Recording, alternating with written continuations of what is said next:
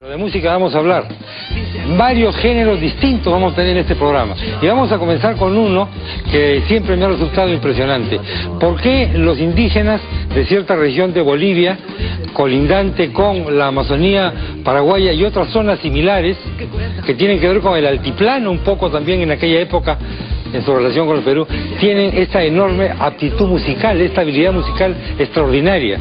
Esto viene a cuento porque se va a presentar en Lima el día 16 de octubre un conjunto indígena de música barroca del que ya conocimos el año pasado, pero el que vamos a volver a conocer ahora corregido y aumentado.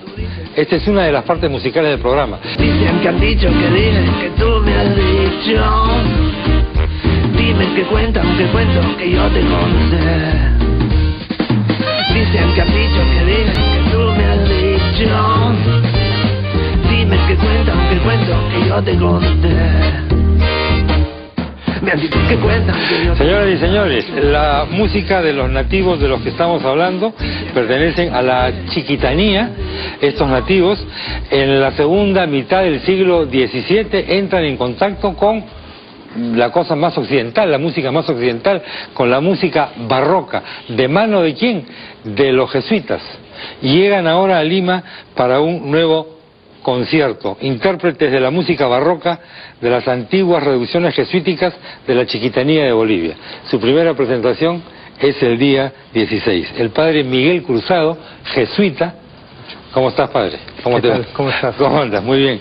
Profesor de la Universidad Antonio Ruiz de Montoya. Yo quiero detenerme un poquito en la palabra Antonio Ruiz de Montoya, si usted me lo permite, porque pocos quizás en Lima conocen por qué esta universidad lleva este nombre y por qué este nombre tiene que ver con esta música.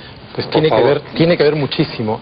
Antonio Ruiz de Montoya era un jesuita, limeño, que tiene mucho que ver con las reducciones de toda esta zona de Bolivia y Paraguay sobre todo. Él va a ser el fundador y superior de las misiones del Paraguay, de las reducciones jesuitas del Paraguay. Va a trabajar con los indígenas en esa zona y es además conocido no solamente porque es el gestor de las misiones más importantes de Sudamérica, que son en el Paraguay, pero además este hombre trabaja mucho haciendo lobby para las misiones, para las reducciones indígenas, y va mucho a España, consigue leyes que las favorezcan, ¿no?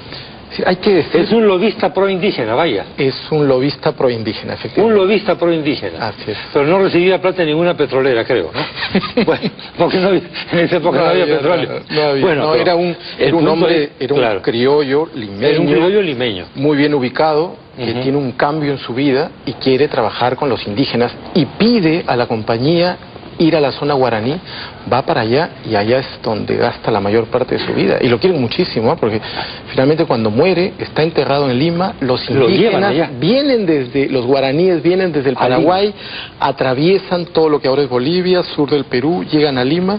¿Cuánto duró? Y se llevan su cuerpo de regreso para enterrarlo allá. ¿Y se sabe dónde está enterrado allá? No sabemos. No, porque toda esta zona de las reducciones, como deben saber algunos, son destruidas, pues.